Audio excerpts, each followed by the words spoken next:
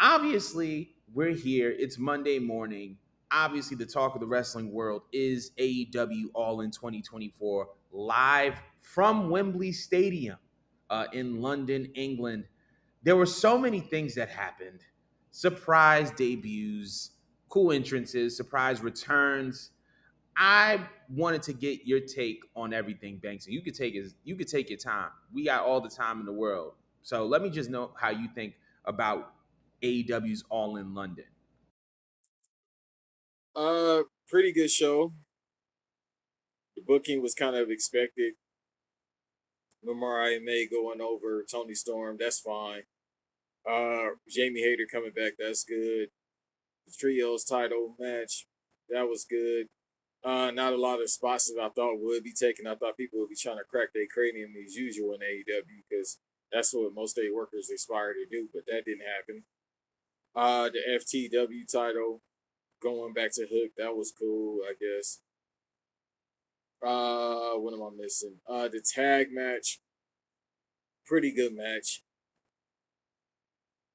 I'm about to call her Sasha Banks, Mercedes Mode. Now I feel like I'm going all over the place, not in order, but y'all know the title card. Because I'm getting to the MJF and the Ospreay match I want to talk about. But Sasha Banks, damn Mercedes Monet. Vince called you Sasha Banks. I'm gonna call you Sasha Banks. But Mercedes Monet going against Britt Baker, a better match than I expected. Britt Baker just kind of just did the job. Like I feel like she was out there working like she hasn't been in the business 5 years. She's kind of working like a jobber. She took most of the bumps. I'm like, Mm. all right, I guess that interest told me everything I need to know. They just kissing up to Shorty, but that's a whole different conversation for another day. I'm gonna be professional. Then we get to MJF versus Will Ospreay, and this is when I said, "All right, I feel like the old guy that watches pro wrestling. Dude, how many high spots are y'all gonna do? How many cutters are y'all gonna do? How many off the rope moves are we gonna do?" I'm like, remember back in my day, we told a story. It was none of that. It was just a bunch of moves. Of course, it was gonna be a homage to somebody that used to work there because we know how they get down. And then I did Cody Rhodes move, which I forgot. What is it called? The Cody Rhodes move, the finisher. The Cody cut? Oh, the Crossroads or Yeah, the the Crossroads. They Crossroads? they MJF did did the the Cody Cutter Crossroads. too, though. Yeah, they did the Cody Cutters well. Will Yeah. Osprey did it off the turnbuckle. I'm just like, y'all just can't let shit go. We 3 minutes in, so now I could cuss, even though I try not to cuss on the show. That match it wasn't for me. I'm of the old school mindset. Can you tell me a story without doing all these little jumping moves? Can we have some type of Mm. technique? But for everybody else, I guess it'll work or anybody that's interested in that. Then we get into Swerve versus Daniel Bryan. That was a pretty good match. I'll just say that. With Daniel Bryan having the babyface comeback, Hangman Page disrupted that match as we knew because that Isaiah Swerve and that Hangman Page uh, rivalry is gonna last a long time. Daniel Bryan going over, we knew his career wasn't gonna end. That dude. Hey, Sting came back for a second. All right, let's tell y'all everything. Nobody stays retired in the pro wrestling business. Dory Funk Jr., the great Dory Funk Jr. at 83 just had an explosion match in Japan the same day. Nobody in pro wrestling retires until they die, or they really, really, really can't do it anymore. Abdullah Butcher. It took him to be 70 years old for him to call it, and he could barely walk around. So nobody quits. Overall, for my personal review, no disrespect, but it's another AEW pay per view. You've seen them once, you see them all. This is coming from somebody that wants to love AEW. I like it. Like it and love is two different things, all right? There's a lot of women I like, but there's no women I love, to be clear. So it was alright pay per view. I actually really enjoyed the show. I feel like when it comes to AEW shows, I need to be able to one be in a place where I have the energy to watch it. Considering that this was on at 1 in the afternoon in New York, it was like, okay, I'm up. It's in the middle of my day. this can go for 4 or 5 hours and I'm not yawning and I'm not super fatigued.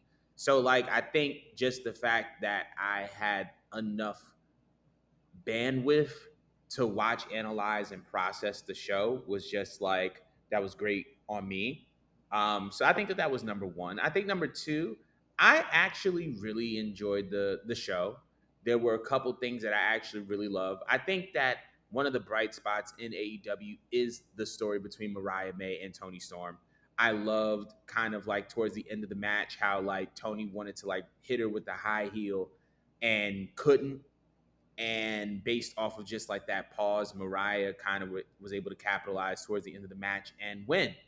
I thought that that was a form of good storytelling in the match. Now, can I say that that was present in everything today? Probably not. But at the same time, I felt like there were just a lot of bright spots. The trios match I wasn't able to catch. I got to Legends a little bit late, but I was able to catch the three-way tag match with the Bucks, the Acclaim, and FTR. It was a really, I don't want to say that it was weird, but it was engaging. It was fun, but I just felt like I don't know if it's just me, but like the Buck, like if you're gonna put another team in the middle of this FTR Bucks thing, then they need to win. I That's just my personal opinion. Like the Bucks and FTR have been positioned as the 1A and the 1B of the AEW tag team division. They are the Jason Brown and the Jason Tatum. So it's like it's very, very clear that those guys are their top dogs when it comes to tag teams. If you're gonna add another tag team into the mix, then they need to win. Because I feel like with tag teams in AEW, it's just the Young Bucks, FTR, and everybody else. So I felt like if you're gonna put the Acclaim in the midst of that match, then the Acclaim needs to win.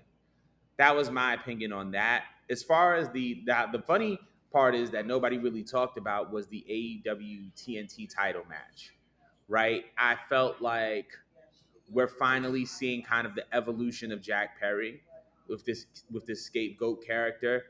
In my opinion, I felt like there was just a lot of stuff that happened in that match for shock value. The whole like taking out the bag and pouring glass out and then posing in front of the crowd. It was just, I guess, his way of, kind of like taunting CM Punk. But like CM Punk said, way to be the most over guy in two companies. It's just, I don't know. I feel like when we keep referencing this incident that happened at All In last year, it doesn't really help Jack. Like you can't rebrand somebody that got choked out. You can't start a fight, lose the fight, and then think you can capitalize off of the fight that you lost to make it seem like like you won or you got one up. Like dog, you got cooked. It's that simple.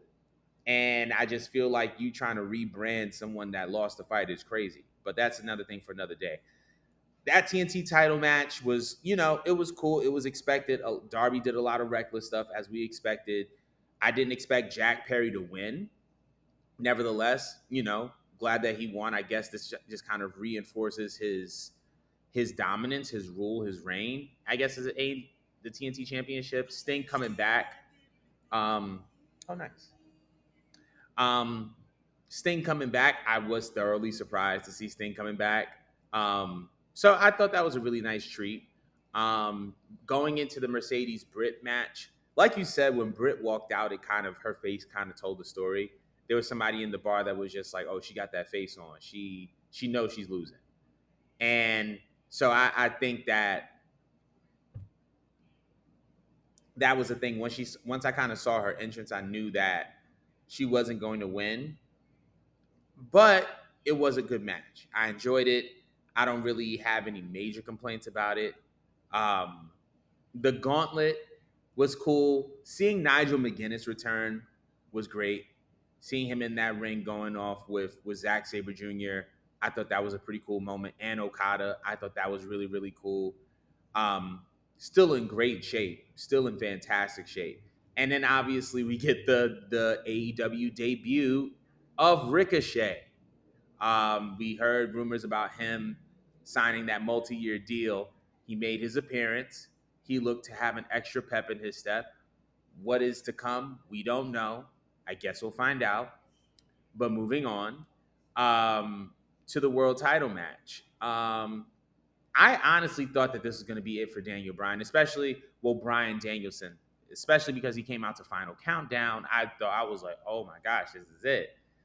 But it turned out that it wasn't. I felt like there were a lot of things in there. I felt like there could have been a way to wrap up the match after Hangman came out to interrupt, or at least it could have been a little bit of a quicker wrap up, because I felt like because the match kept going after that distraction, I feel like there was less power associated with his distraction.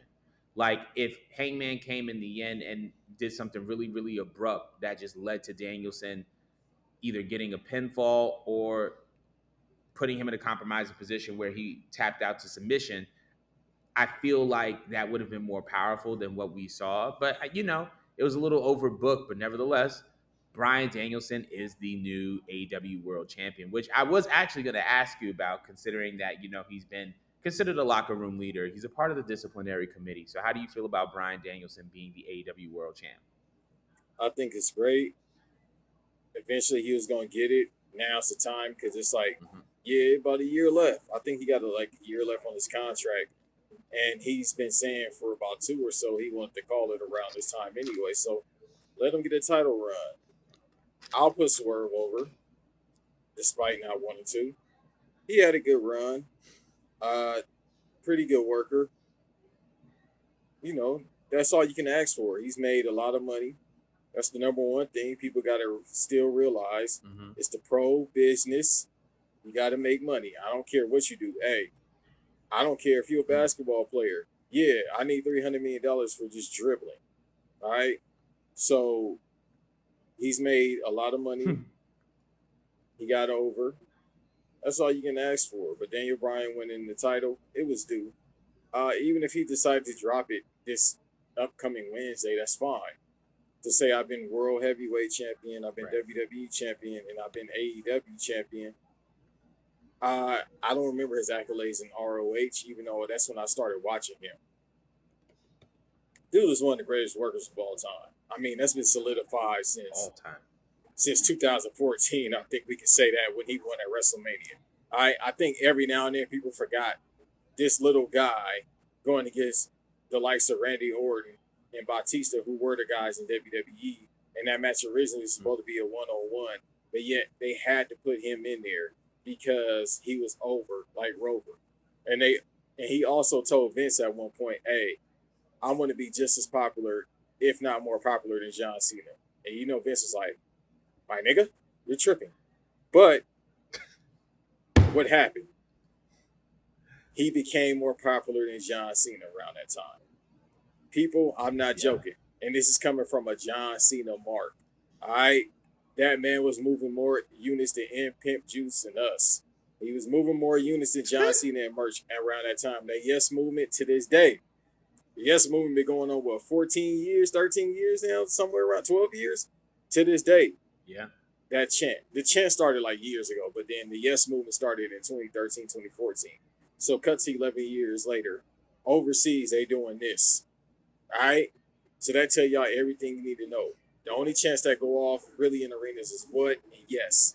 Okay? So for him to get the title, well deserved. One of the top 10 greatest workers of all time, top 15, somewhere around that. Definitely probably top 10. The resume speaks for itself since ROH to now. He was an underground legend to becoming a mainstream legend. Can't say anything. I'm just glad he got the title. Where it goes from here, it don't matter. If he just decide I want to just keep defending the title till I call it quits next year or so, people gonna watch. Yeah. I agree. To kind of also piggyback off of what you're saying, not only did he win all these world championships literally 10 years apart, I believe 10 years. Yeah, 10 years apart, he wins two world titles at two of the biggest events. He wins at WrestleMania against Orton and Batista for the WWE undisputed title and the World Heavyweight title in the main event of WrestleMania. He wins the AEW World title in the main event of All In. wins the biggest titles in some of the biggest moments in the company's history. So hats off to him. Hats off to Bryan Danielson for being a world champion.